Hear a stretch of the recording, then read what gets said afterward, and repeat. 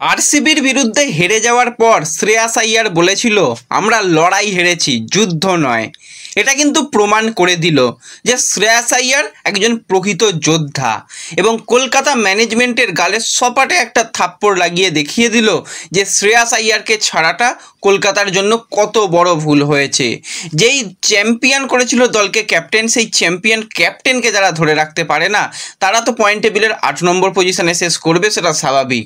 তো একদম শেষের দিকে যেরকম শেষ করেছে সেইভাবেই শ্রেয়াস আইয়ার যে কি লেভেলের পারফরমেন্স করলো এই বছরও, সেটা তো তোমরা সকলে দেখতে পাবে। এবং ফাইনালে যদি ট্রফিটাও শ্রেয়াস আইয়ার তুলে নেয় তাহলে কিছু বলার থাকবে না। আর এই বছরে আমরা নতুন একজন চ্যাম্পিয়ন দলকে দেখতে পেতে চলেছি, যেখানে আরসিবি তারা এখনও পর্যন্ত একবারও আইপিএল জেতেনি এবং পাঞ্জাব কিংস তারাও এখনও পর্যন্ত একবারের জন্য আইপিএল জেতেনি। তো ট্রফি তো এবছর কোনো না কোনো একটা দল তুলবেই।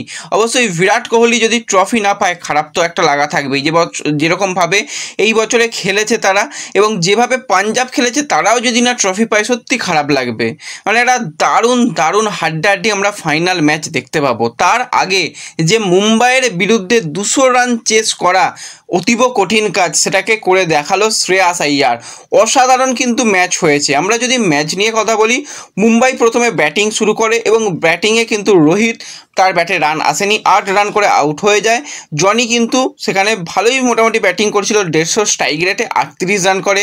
তিলক ভার্মা সেও কিন্তু 44 রান করে, সূর্যকুমার সেও 44 রান করে এবং শেষের দিকে এসে নামানধীর সেও 37 রান করে। তো ওভারঅল 203 রান, এরকম একটা নকআউট ম্যাচ যেখানে কোয়ালিফাই করার একটা বড় জায়গা। 203 রানটা যথেষ্ট ভালো রান এবং সেই জায়গাতে পাঞ্জাব সবার আগে যেটা করলো, মাথাটা ঠান্ডা রেখে খেললো।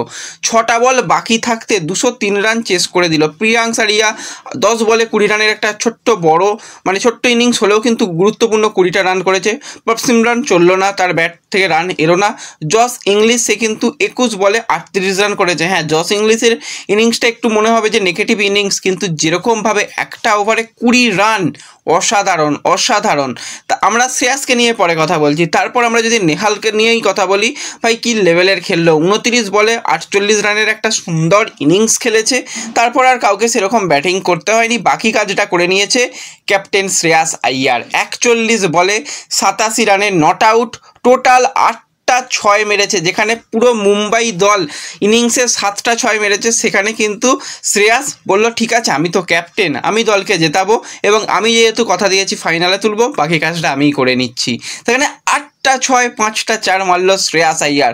অসাধারণ লেভেলের কিন্তু আমরা একটা ব্যাটিং আমরা দেখতে পেলাম এবং পাঞ্জাব কিংসকে কিন্তু 11 বছর বাদে প্লে অফে তোলা, টপ 2 এর মধ্যে ফিনিশ করা। আইপিএলে কিন্তু শ্রেয়াস আইয়ারের রান দুর্দান্ত রয়েছে। পাঞ্জাবের হয়ে মনে হচ্ছে 579 এরকম কিছু একটা রান হবে। কোয়ালিফায়ার্স 2-এতে কিন্তু 87 রানের একটা বিধ্বংসী ইনিংস। মুম্বাইয়ের বিরুদ্ধে 200+ রান চেস করা, তাও আবার এরকম নকআউট ম্যাচে, সেটা কিন্তু অবশ্যই করেছে ক্যাপ্টেন শ্রেয়াস আইয়ার। এবং শ্রেয়াস আইয়ার শেষ 15 মাসে কিন্তু দুর্দান্ত তার জন্য গেছে। মুম্বাইয়ের হয়ে কিন্তু রঞ্জি ট্রফি জিতেছে, কেকেআরের হয়ে কিন্তু আইপিএল জিতেছে, মুম্বাইয়ের হয়ে কিন্তু ইরানি কাপ জিতেছে, মুম্বাইয়ের হয়ে কিন্তু সৈয়দ মুশতাক আলী ট্রফি জিতেছে, সেটা আবার রজত পাতিদারের বিরুদ্ধে, এবং চ্যাম্পিয়ন্স ট্রফি জিতেছে এবং পাঞ্জাবকে ফাইনালে তুলেছে। আশা করছি ফাইনালে ট্রফিটাও কিন্তু তুলতে পারবে। এবং ম্যাচ শেষে যেটা শ্রেয়াস জানিয়েছে যে চাপের পরিস্থিতিতে তোমাকে শান্ত থাকতে হবে, তুমি যতক্ষণ শান্ত থাকতে পারবে ততক্ষণ কিন্তু ভালো ফলাফল পাবে। এবং কাজ এখন আমাদের শেষ হয়নি, এখনও ফাইনাল বাকি আছে, ফাইনালে ভালো কিছু করতে চাই এবং বড় ম্যাচে খেলতে আমি ভালোবাসি, বড় ম্যাচে পারফরমেন্স করতে ভালোবাসি। দলকে জেতাতে পেরে কিন্তু খুবই ভালো লাগছে। তো এটা কিন্তু জানিয়েছে। তো ম্যাচ নিয়ে নতুন করে কিছু বলবো না। বৃষ্টি হয়েছে, বৃষ্টির পর ম্যাচ হয়েছে, 203 রান মানে একটা দারুণ ভালো রান এবং সেই জায়গাতে যেই ইনিংসটা শ্রেয়াস খেললো, এই ইনিংসটা মনে রাখতেই হবে। এবং শ্রেয়াস আইয়ার একমাত্র ক্যাপ্টেন যে দিল্লিকে ফাইনালে তুলেছিল, কলকাতাকে চ্যাম্পিয়ন বানিয়েছিল, আরও একবার পাঞ্জাবকে কিন্তু ফাইনালে তুললো। এই রেকর্ড কিন্তু আইপিএলে সেরকম কারণ নেই। আর কালকে যেরকম শ্রেয়াস তার ইনিংস খেললো, মনে হচ্ছিল বিরাট কোহলি এবং মহেন্দ্র সিং ধোনি দুজন মিলে খেলছে। কারণ যেরকমভাবে ফিনিশিং করলো, পুরো বিরাট কোহলির মনে হচ্ছিল যেরকমভাবে ব্যাটিং করছিল, যে অ্যাগ্রেসিভনেস তার ক্যাপ্টেনশিপের মধ্যে ছিল, পুরো বিরাট কোহলিকে মনে করিয়ে দিচ্ছিল। তো ফিউচারে কিন্তু অবশ্যই শ্রেয়াস আইয়ারকে আমাদের ইন্ডিয়া টিমে ক্যাপ্টেন তো আমরা দেখতে চাই। শ্রেয়াসকে নিয়ে আমরা আমরা বেশি কথা অনেকেই হয়তো বলে না, শ্রেয়াসের অবদানকে সরিয়ে রাখা হয়, কিন্তু শ্রেয়াস যখনই চাপের পরিস্থিতি এসেছে, যখনই বড় ম্যাচ এসেছে, নিজেকে বারবার প্রমাণ করেছে। তো শ্রেয়াসের কালকে ইনিংসটা কীরকম লাগলো আর শ্রেয়াস কীরকম সুন্দরভাবে কেকেআরের গালে থাপ্পড় মারলো, অবশ্যই এটা কিন্তু কমেন্টে জানিও।